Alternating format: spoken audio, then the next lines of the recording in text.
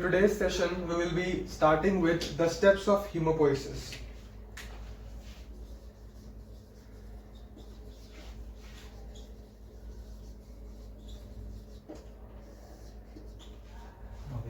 In the previous section, we have already talked about that what is hemopoiesis and what are all the different stages of hemopoiesis. We have covered the three stages: the mesoplastic stage, the hepatic stage, and the medullary stage, right? We have also talked that extramedullary hemopoiesis is obviously abnormal after the birth of the child. Okay. Now today we will be talking about the steps of hemopoiesis. Okay. Now basically in steps of hemopoiesis, what we are going to know is that how hemopoiesis is taking place, how the RBCs they are formed, how the WBCs they are formed, how the platelets they are formed. Okay. So in this lecture we will be only concerned with the formed element part of the blood that we have discussed. Okay.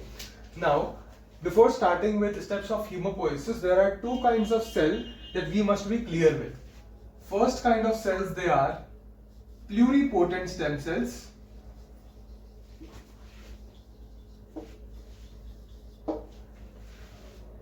Now, these pluripotent stem cells, basically they are the kind of stem cells. Okay, first let me tell you what are stem cells. Okay. These stem cells, they are basically those kind of cells which can differentiate into any kind of cell, right? Suppose I am having a stem cell here, right? This is a cell.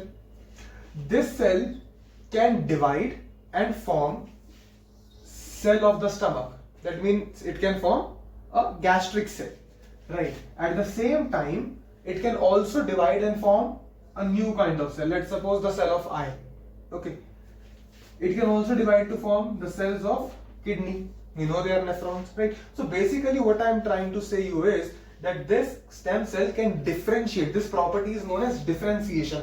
अलग-अलग kind के cells में वो बन सकता है, right? वो divide कर सकता है. So that is a stem cell, right? That is first thing that you need to know.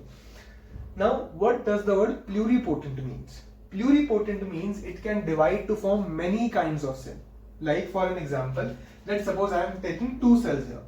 I am taking a cell A, this is a cell, this is the cell A, and at the same time I am taking a cell B, right? Now what I say you is that this A cell can divide into three categories of different cells. It can differentiate or divide into three kinds of cells. That is the cell of the kidney. I am writing nephron here. Okay, it can divide to form let's suppose a neuron, right? That is the brain cell. It can form a epithelial cell. Okay. So this A cell, it is obviously a stem cell and it can divide to form nephron, neuron, epithelial cell and some other kinds of cell as well.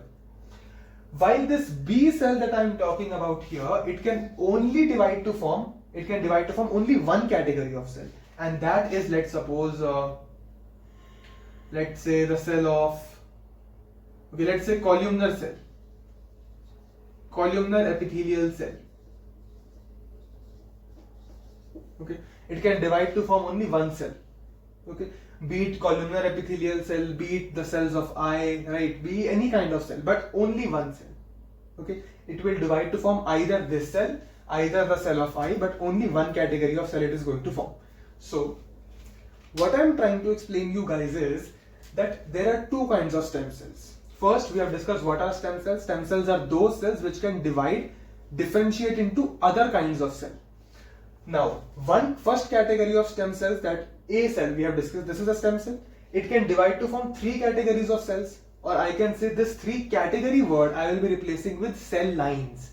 I will be replacing the category word by cell lines. So it can differentiate to form three cell lines. Okay, I am writing it here. It can differentiate to form three cell lines, three different cell lines.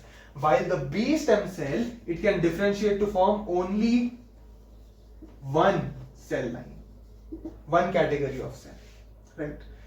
Accordingly, the stem cells, they are divided into two categories. Okay, accordingly the stem cells, I am saying they are divided into two categories, and the categories are pluripotent stem cell, right? Pluripotent stem cells, which are obviously the short form, if I am going to write there, PPSC, right? And second category of cell is unipotent stem cell. unipotent stem cells. And I'm going to write here UPSC, right? Not that examination, just unipotent stem cell. Now, pluripotent stem cells, they are also given the name, depending upon the property, they are also given the name of multilineage stem cell. They are also known as here will be I, after the L there is I, multilineage stem cells.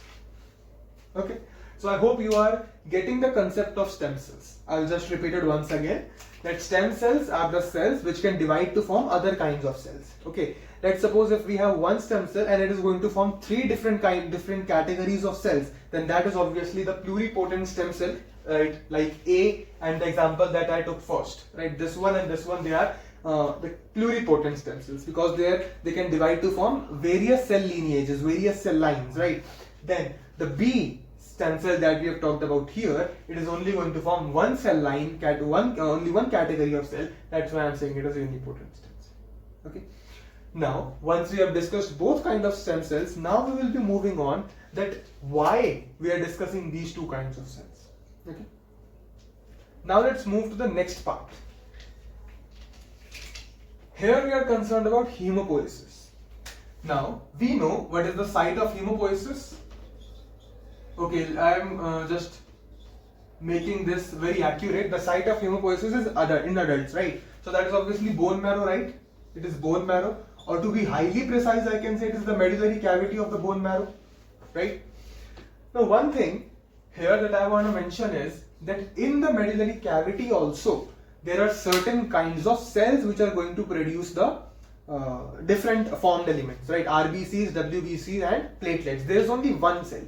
There is only one cell, listen to me very carefully, there is only one cell which can divide to form RBCs, WBCs and platelets. Which can divide to form RBCs, WBCs and platelets. Now, the cells that are present in the bone marrow, which are going to form the formed elements, which are going to form the cells of the blood, these cells, they are known as hematopoietic stem cells. What are they called? They are hematopoietic stem cells. Now, we know what is stem cell, right?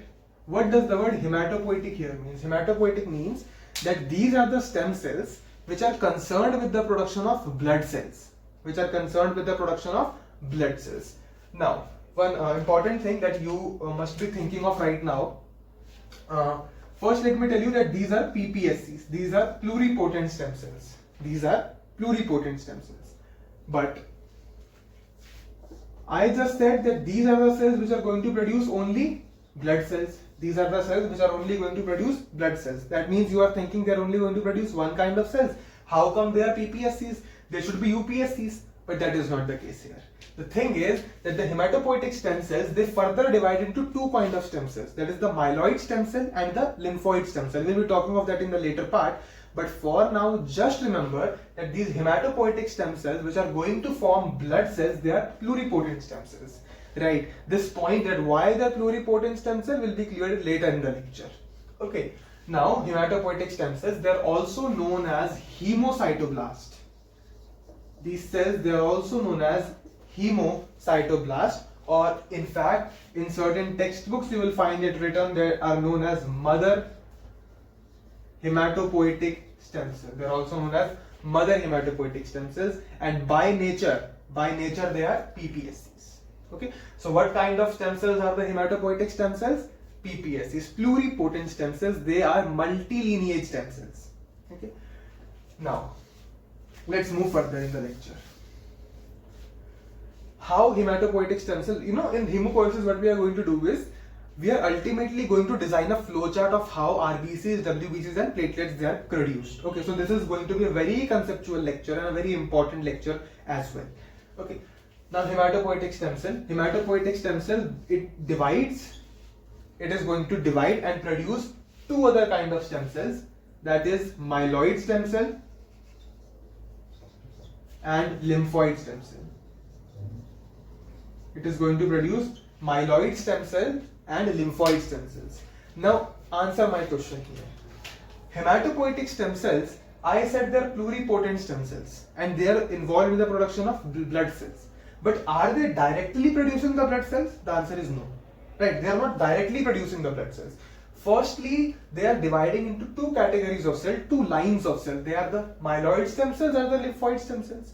Now, because these stem cells, they are further divided into, they are further differentiating into, they are further dividing into two categories of cell, two different cell lines. I say that these are pluripotent stem cells. So now I hope the concept of why hematopoietic stem cells are pluripotent stem cells must be very clear, right? Now, we'll just take a short corner here and we'll first discuss the properties of stem cell. It is very important. Properties of stem cells. They have two properties. First is, they have two properties, right? Let's suppose here I am having, we are taking the hematopoietic stem cell only, and we are, by this hematopoietic, by the example of hematopoietic stem cell, we are trying to understand the properties of all the other kinds of stem cells as well. So this is a hematopoietic stem cell here, right? This is a hematopoietic stem cell. It divides into two categories of cells. As I just mentioned, it divides into two categories of cells. They are the myeloid stem cells, right? And they are the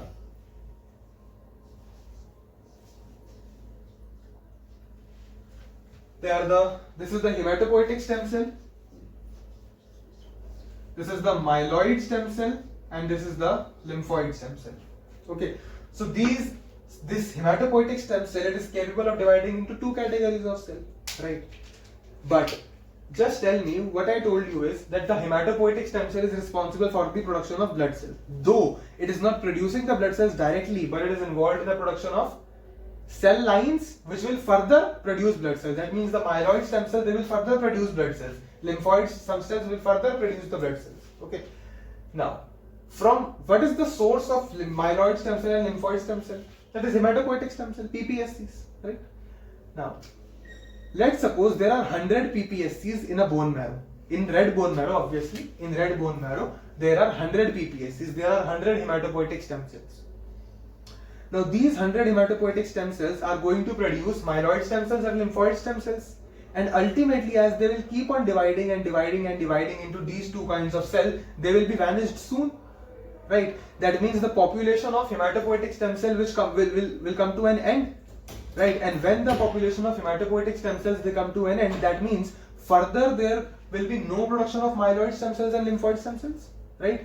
And that means further no production of blood cells will take place, right? But this is not the case in the human body. What happens is that these stem cells, the first property of these stem cells is to divide, right? You can see they are dividing and differentiating into two categories of cells, that is myeloid stem cell and lymphoid stem cells. So first property is differentiation. Differentiation means these cells, they divide into other kinds of cells, right? They divide into other kind of cell lines or other kind of cells. The second most important property that they are having is that is self-renewal. So the second property is self-renewal. Now, what is the necessity of self-renewal? That I guess you guys must be knowing now, that these hematopoietic stem cells, as I just took an example, that suppose there are 100 hematopoietic stem cells and they are going to produce myeloid stem cells and lymphoid stem cells, a time will come when these 100 hematopoietic stem cells will be vanished, right? That means no production of myeloid stem cell, lymphoid stem cells, that means no production of blood cells. But this is not the case, because the stem cells, all the categories of stem cells, they are having two properties. First is no doubt of differentiation, that means they are going to divide into, they are going to differentiate into two different cell lines. But also they are going to keep their population persistent, right? Their first process of the first property of hematopoietic stem cells rather is to maintain their population. So by self-renewal, that means the hematopoietic stem cell, they will keep on dividing so that their population never comes to an end, right? So in bone marrow, if one hematopoietic stem cell, let's suppose this is a hematopoietic stem cell, right? And this is going to divide into MSC and LSC. Now this hematopoietic stem cell knows that it is going to divide into MSC and LSC, and after its division, this hematopoietic stem cell will vanish. So what it does is, it performs self-renewal so that one copy of the hematopoietic stem cell is produced, right? Now this MSC and LSC, once this cell divides into MSC and LSC, they form the blood cell. Then also there are other hematopoietic stem cells which can, produce MSC and LSC and continue the production of blood cells. When this will divide into MSC and LSC, this will also produce its own copy, right? So the process of self-renewal and differentiation will go on and on and on. Okay. So these are the two properties of stem cell, that is self-renewal and differentiation. Okay. So here we have discussed the first stem cell in the journey of hematopoiesis, that is the hematopoietic stem cell or the mother hematopoietic stem cell or the mother stem cell, right? Now we will be discussing what are these myeloid stem cells and lymphoid stem cells. So now we finally move to MSCs and LSCs. So first we have discussed the hematopoietic stem cells. Now we know what are these hematopoietic stem cells, and now these hematopoietic stem cells, they're gonna form the MSCs and they're going to form the LSCs as well, right? So first let's discuss the myeloid stem cells.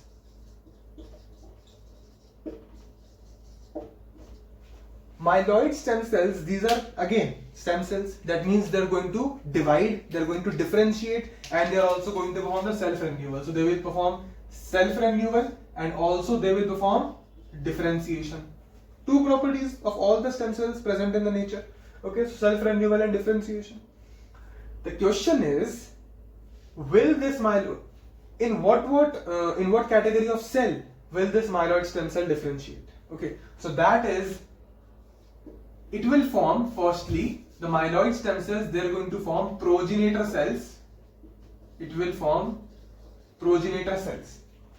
What category of cell it is going to form? It is going to form progenitor cell of erythrocyte series, granulocytic series, and monocytic series. Okay. Now what are these three things that I have written here? Okay. Let's try to understand. Progenitor cells also we don't know. Now here we have a myeloid stem cell. Okay. No, this is not, that one was the myeloid stem cell, right? So this is that myeloid stem cell.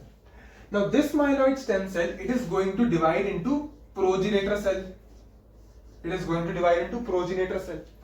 So here we have the progenitor cell of erythrocytic series. Here we have the progenitor cell of granulocytic series. Here we have the progenitor cell of monocytic series. Now, first thing, that the myeloid stem cell is not going to produce any other kind of stem cell. It is going to produce progenitor cells. That is very clear, right? Now, the progenitor cells that it is going to produce will be of three categories: erythrocytic series, granulocytic series, monocytic series. That means this progenitor cell will form many kind of cells, and at last there will be RBC formation. Granulocytic series will form many kinds of cells, and at last there will be the formation of WBCs. Monocytic series will also form many kinds of cells in between, and at last there will be the formation of monocytes. Now, I just hope that okay, let's leave that. I will just explain you the types of WBCs. See, we have not yet discussed in detail about WBCs. First, let's come up with a short review on WBCs. WBCs, they are basically of two categories, right? They are of on the basis of whether granules are present in their cytoplasm or not. We have divided WBCs into two categories. We can have granulocytes.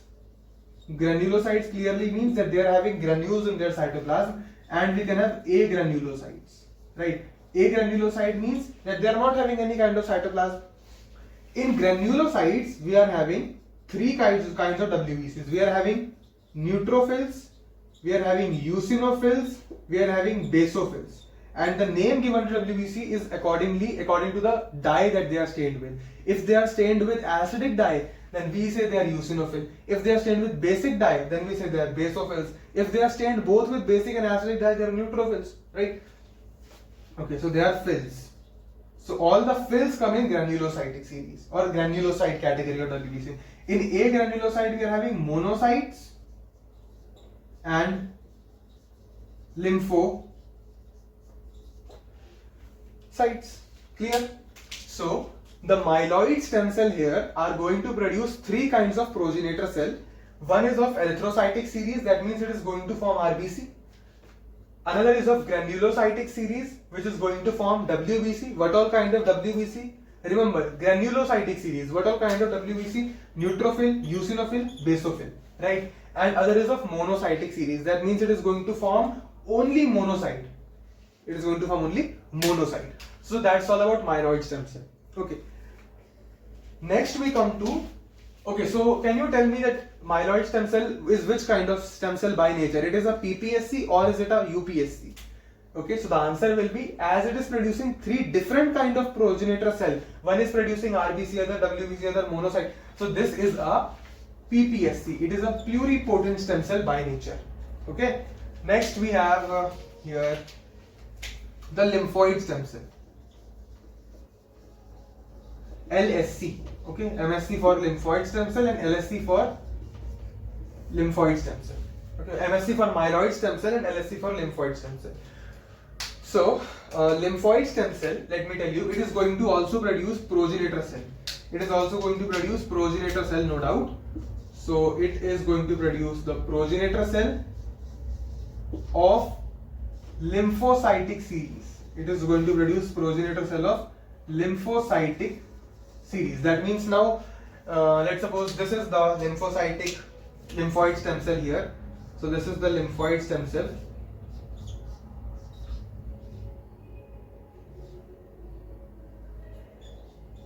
This was the lymphoid stem cell, right? And it is going to produce progenitor cell, right? This is going to produce a progenitor cell of lymphocytic series, and ultimately this will form the lymphocyte.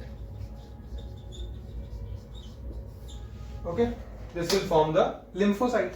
So, lymphoid stem cell is involved in the production of only one category of cell or only one kind of cell. So, can I say this is a UPSC?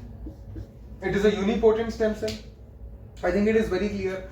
Now, one thing that I want you to be very clear with is this word series. What do you mean by series? I've used this word 4 times. What is series? Remember, we have myeloid stem cell. It is going to produce progenitor cells. It is going to produce progenitor cell. Now, this progenitor cell, I said it is the progenitor cell of erythrocytic series. What does the word series mean? It means that here we have the progenitor cell, right? Here we have the progenitor cell. This progenitor cell is basically going to divide into other categories of cells. One cell, second cell, third cell, right? And then RBC will be formed. The erythrocytic series, the progenitor cell of the erythrocytic series will not directly form the RBC. In between, there will be formation of different cells like pronormoblast, early erythroblast. Okay. We will be talking of those later when we come to in detail of erythropoiesis. Now we are only discussing hemopoiesis, the general aspect of everything, right? So what I want to say is that this series stands for, this becomes a series now. Whatever kinds of cells are coming in between, be it pronormoblast, early erythroblast, intermediate erythroblast, all kinds of cells that are coming in between, they form the series. Likewise here also, directly WBC will not be formed. In between there will be many cells. Likewise here also. Okay, so this is the meaning of the word series. Also, the myeloid stem cell, they are also going to produce the platelet series, or I can say megakaryocytic series. I just forgot to mention it.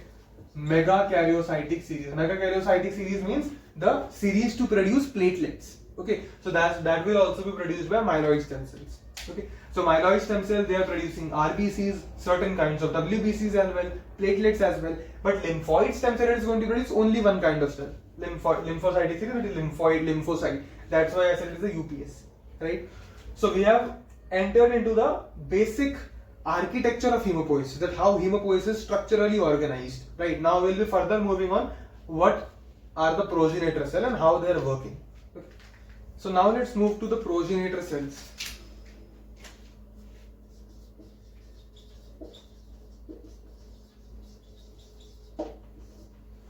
What are these progenitor cells? So these progenitor cells, these are basically the colony forming units. Okay, so these are not, first of all, these are not stem cells, right? The journey of stem cells is complete. Progenitor cells, they are basically colony forming units. What does the word colony means here? Colony means to form series, right? We have talked about the series. Okay, so how exactly they're working is, first learn that the myeloid stem cell, there are two kinds of stem cell, the myeloid stem cell and lymphoid stem cell. The myeloid stem cell is going to produce one progenitor cell, okay, one progenitor cell, that is CFU GEMM, don't pronounce it GEM, it is GEMM, and while this LSC, it is going to produce colony forming unit for lymphocyte, that is CFUL. Okay, now this CFU GEM that you see here, now the CFU GEMM that you see here, it will further divide into CFUE, right? It will further divide into CFUGM and CFUM, right? The colony forming unit E is for CFU, or it is for erythrocytic series. The colony forming units GM, that is granulocyte and monocyte, will further divide into the CFUG and CFUM. The G is for granulocytes. The G is obviously for the granulocytes that are there, eosinophil, basophil, neutrophils, right? And the M here is for the monocyte. Okay, then here this M is for megakaryocyte, so I can write mega. Then okay, this is wrong. And the lymphoid stem cells, they will directly produce the lymphocytic series, right? So they will not produce any progenitor cell. Directly they will produce the lymphocytic series, right? Okay, so here we have the MSC. This MSC is going to produce one progenitor cell, but this, you know, in certain textbooks you will find directly CFUE, CFUGM, CFU mega written, right? Or we can say there is a single progenitor cell produced which has the capability of further dividing into different cell lines. That's why we say that MSC is a PPSC, pluripotent stem cell. Okay, because it is producing a single progenitor cell, but that progenitor cell can divide into various cell lines. That's why it is a PPSC. So CFU GEMM.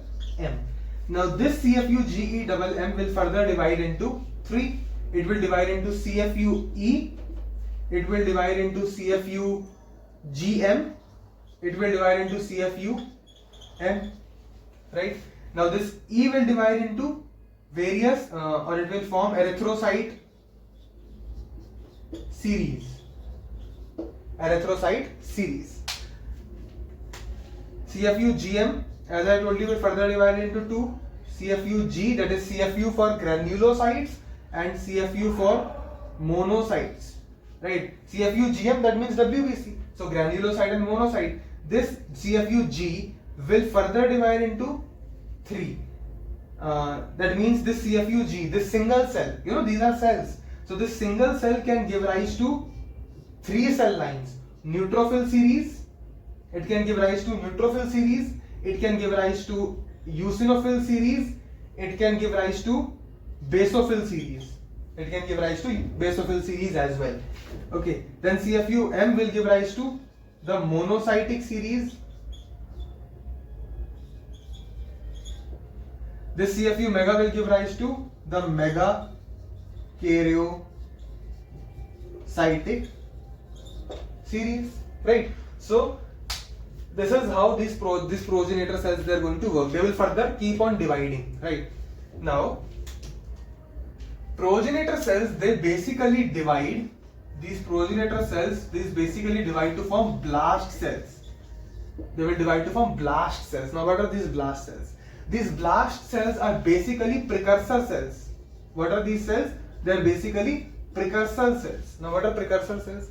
Precursor cells are those cells which are just before the RBC, right? That means, let's suppose CFUE is a progenitor cell. It is going to divide to form this A cell, B cell, C cell, and then it will finally form the RBC. And this series we are calling it as the erythrocytic series, right? So before the RBC and between the CFUE, what all cells are there? These are known as precursor cells or blast cells.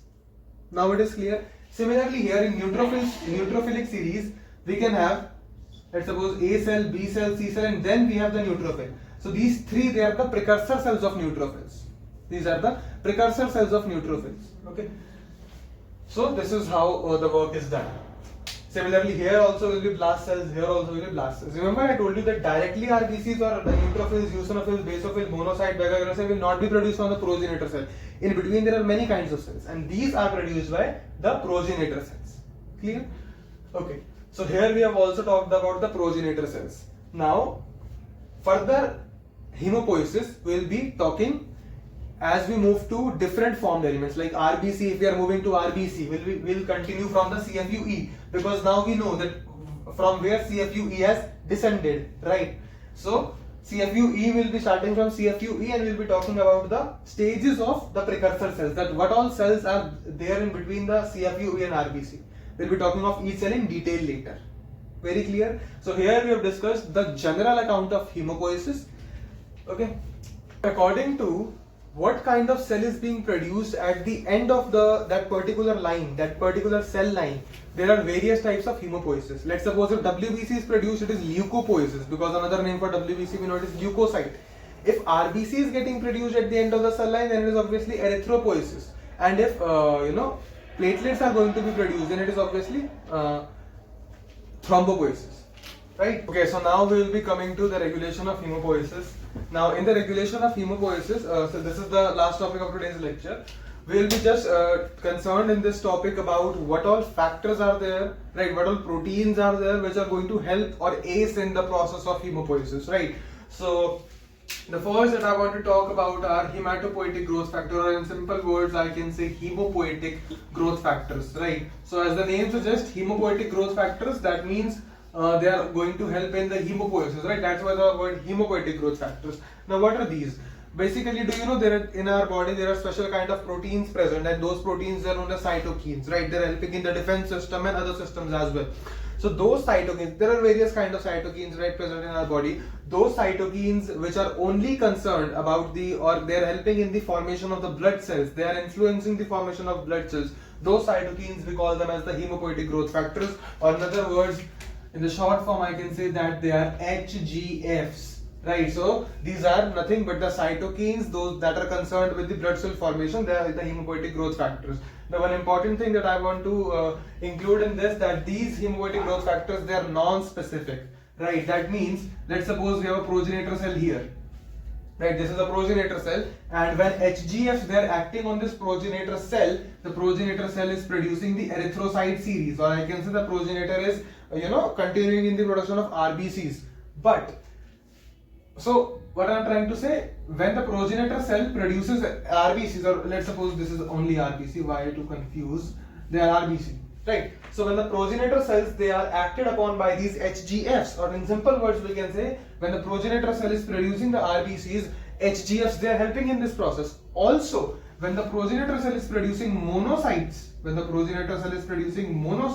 the HGF is also working in this process also. So HGF is going to help in the production of RBCs as well, in the production of monocytes as well, right? So that means it is a non-specific one. This growth factor is not specific, that okay, there are certain, let's suppose hemopoietic growth factor only we are talking about now. So hemopoietic growth factors are not saying that, they are not concluding that I am going to help in the production of RBCs only, or I am going to help in the production of platelets only. No, it is non-specific. It can help in the production of RBCs as well, WBCs as well, and platelets as well.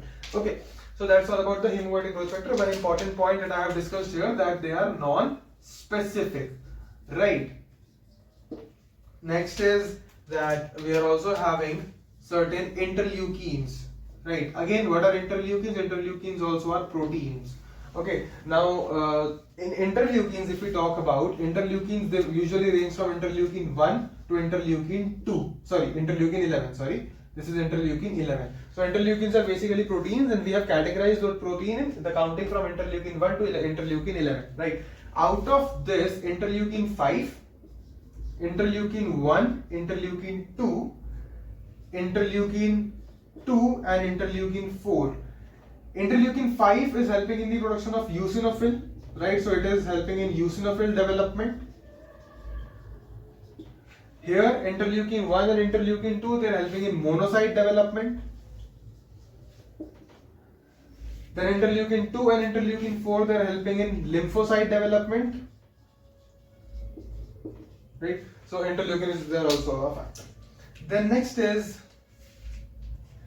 I want to include here, we have colony stimulating factors. What are we having? Colony stimulating factors. Right, now why the name colony stimulating factors? Because see, many of the growth factors that we are discussing, and basically in regulation of hemopoiesis, what we are discussing the factors that influence blood cell formation. Right, BCF means blood cell formation. So colony stimulating factors are basically those factors which act upon the whole series, right? They're not acting upon a particular stage. Like we have discussed hematopoietic growth factors, they're acting upon progenitor cells, right? So colony stimulating factors, they act upon the whole colony of cells, right? Like if I talk about RBC, so we have proerythroblast, late erythroblast, reticulocyte, right? All these stages it is going to act upon. So colony stimulating factor, one such colony stimulating factor is CSF1.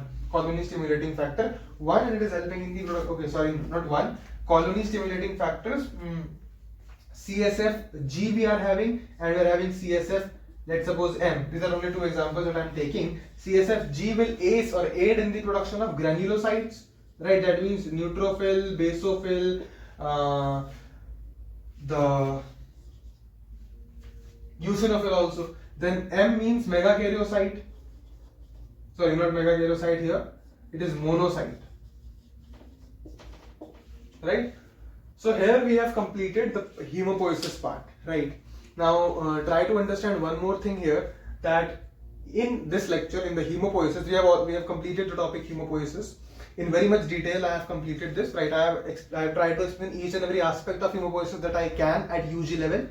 So what I want to say is that hemopoiesis, we have actually done proper hemopoiesis till the progenitor level. Like, right, we know what are hemopoietic stem cells, we know what are myeloid stem cells, lymphoid stem cells, we know what are progenitor cells.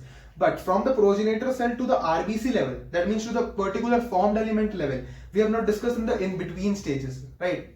Like for an example, if I say what are early normoblasts, so you guys don't know what is that, right? So when we will be coming to RBC, particularly further hemopoiesis, further the look of hemopoiesis, we will be taking in separate sections. Like after hemopoiesis, the next lecture that I am going to upload is RBC, and after that we will be coming to erythropoiesis. There we will learn how the progenitor cell is going to produce RBC in highly detailed manner. Okay, so in hemopoiesis, you should be well aware of what are progenitor cells, how they do work. Okay. After the level of progenitor level, how RBCs are produced, that we will be learning separately. Like in RBCs, we are going to learn erythropoiesis. In WBC, we are going to learn leukopoiesis. In platelets, we are going to learn thrombopoiesis, right? Because platelets are also known as thrombocytes.